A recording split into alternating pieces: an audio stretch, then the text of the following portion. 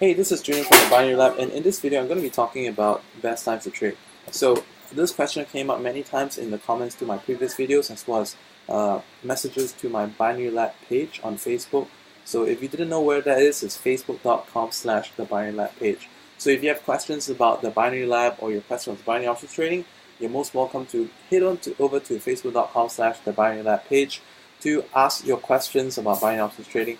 And if it's if a question, either me or one of my admins will reply a question to you, so to help you along the way. And for any common question, just like today, I'll be answering in a video just like this. So let's proceed with answering this question on what are times to avoid, what are the best times to trade binary options trading. So are there better times or worse times? Well, the best times to trade would be when there's a reasonable amount of movement. And most of the time, that is just about any time. But the times to avoid is lunch times. So the best times to avoid during trading, lunch times. Go to Google, all right, type in Forex market hours in my local time zone. So Forex market hours in my local time zone. And it's going to tell you, there are going to be plenty of websites that come up that you can select your local time zone. It's going to tell you in your time zone. Let's say Australian market is from this time to this time, Japan is from this time to this time, London is from this time to this time, Europe is from this time to this time, and New York is from this time to this time. And the overlaps are during this times and this time to this times. Overlaps are great because there's a lot of exchange going on. But beware of lunch times as well as tea breaks. Lunch times would be the main ones to avoid, such as let's say 11 to 2 or 11 to 1. Most of the time 11 to 1 is good enough. But at the same time, lunchtime is not enough because when there's tea break. And also, alright, one thing to do is this. One thing to take note is that when there's an event on the market, high key news event, many times for half an hour, 45 minutes, or 1 hour after, there's going to be a huge movement. And after that, you find that for the rest of the day, it goes stale. Okay, the reason for this is because big fund managers from the banks and institutions, as well as commodity traders, people doing spot futures, they are actually looking out for these big events to ride a big movement or capture a big movement, capture a big reversal or a breakout following a news announcement. And once they have achieved their profit target for the day, they take a tea break that extends to the end of the day, basically, where they're not doing anything whatsoever. So you must be thinking, alright, it's kind of confusing, so you're telling me that stay off lunch times, beware of tea breaks, but at the same time, there can be days that where there's a big piece of news, where it can go stale from tea break to the end of the session, or even to the end of the day. Oh yeah, and also I even forgot to tell you as well, that if there is a FOMC meeting coming up, very often for a few hours leading up to an FOMC or a few hours leading up to a non-farm payroll, that also can be very stale price action. So what do we do? Alright, I have good news for you. There's one simple way that you can actually get out of this, and that is to use a RSI chart. Regardless of whether you use any trading platform, okay, as in for a price feed. Some people like to use tradingview.com, some people like to use NetDania, some people like to use MetaTrader 4. MetaTrader 4 has apps for both the desktop as well as the phone, so does NetDania. I like to use NetDania a lot, but today I'm going to be showing you MT4. And what I've done is I've actually applied a simple RSI filter onto the chart. Alright, so what does RSI do? Actually, if I could manipulate the levels, I would actually put in 85 and 15. 85 and 15 are, in my opinion, some of the best levels to have on your RSI. But you can also manually do that too. You can manually add lines onto your chart to mark out, let's say, like 85 and 15. Right? Why 85 and 15? I would say that 85, okay, if it does go up past 70, and you will also get a level over here as well. If you get like 85, it means that the market has been going up for a period of time. It's actually overbought. And if it's gone below 15, is that market's going down for a period of time, it's actually oversold. And what does that mean for you? Okay, when it stays within, I'm going to zoom out now. I'm going to zoom out, maybe go to a different time frame.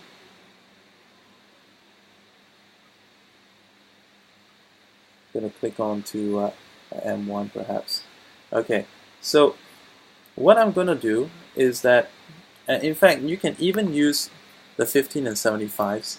Then the reason for that is because if you are just, okay, see, I'm just scrolling the chart back, and there will be times when it goes beyond. There will be times where it goes beneath. But when it stays within the range, around a 50 line for expiry period of time, or just fails to break either top or bottom for a period of time, it can be observed that the market is moving within a channel. So if you see that for a period of time, it's just sticking within a range, you can see that even on the main chart, it's not really breaking new highs or lows, and you're going to get something like this. Okay, so this shows you that there's a very limited amount of movement, and even if you want to do a put or call, you run the risk of going into a support resistance or a very tight price channel. So I personally am more of a reversal trader and a breakout trader as well. I don't do channel trading. I don't encourage that because we don't know when the channel is going to end. But if I trade a channel, a breakout from a channel, that one I can see that. And I use different indicators in the buying lab to teach people how to do that. And when I see that the price has gone up for too much or down for too much, I know that I can take a reversal kind of trade. So I think a lot of breakout trades and reversal trades. And RSI is one very powerful tool. Like I said, when RSI stays comfortably within the 30-70 range, failing to hit above 15 or 85, it is not really, the market is not driven enough to want to do something. It's just the same as let's say you're in your comfort zone. Imagine that let's say if you okay, what would be a good analogy? Supposing that phone bills, right? Like if you forgot to pay your phone bill, you can send a reminder on your phone bill. Okay, they're not doing squat. It's going to take at least 2-3 reminders before they want to cut my phone bill. Until then, I'm sitting pretty. I don't actually have to do it right now. But let's say when they cut your phone service because you didn't pay your bill for a couple of months, would you do something? So when the market is overbought, like above 85, beneath 15 on the RSI, it's just the same as phone line just got cut. Market is very motivated to do some corrective action to put it back on track. Corrective action meaning reversal, retracement, and so even if you didn't actually use market hours to follow when it's the best and worst times, you can also use RSI. This is my tip for today. Very, very powerful tool. At the same time, like I also want to share with you, the latest method. One of the methods inside a triple threat trading system that I'm actually teaching members of the Binary Lab right now. And in this method, I actually use one very powerful indicator to actually help people identify, to take a trade even before a breakout from a trend, a breakout from a consolidation happens, or when even before a reversal is about to emerge. So this is a very, very powerful tool that I've been showing people successfully over a period of time inside the Binary Lab, and that actually is quite a game changer because sometimes even with a stale market, there's been times I believe that any trading method that really works will work in the toughest times to trade, which is when it's holding up before a piece of news. Like I said, the market goes very stale before FOMC. Going into a lunch hour. The worst lunch hour is Asian lunch hour because nothing happens, almost nothing happens. But when it does happen, there's a big, there's going to be a sizable movement outside from the almost stale period, and that is the point that we catch. So RSI is one powerful tool. For those of you who are looking to venture more into binary options trading and to learn how to use some of these methods that I shared about to actually get some of these big moves before they happen. I'm talking about getting 7 pip wins during a lunch hour on a 5-minute trade. I'm talking about getting a 17 pip win within anything between 5 and 20 minutes on the Euro Swiss franc pair that typically moves next to squat. Okay, zilch.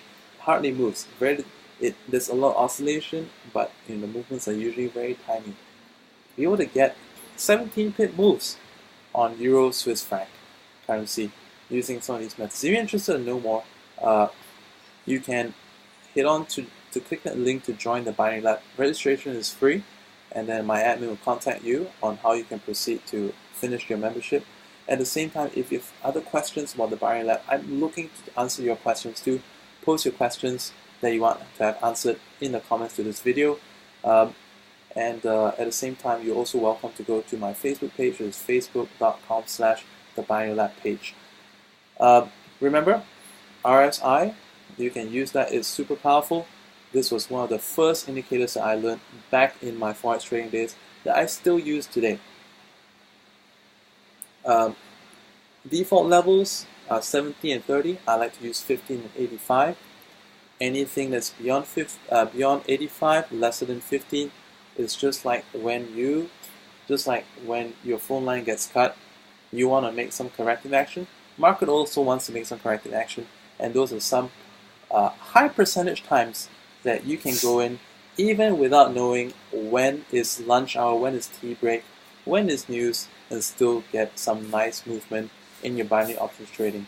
I hope this helps you out. This is Julian Wong from the Binary Lab, signing out. Goodbye.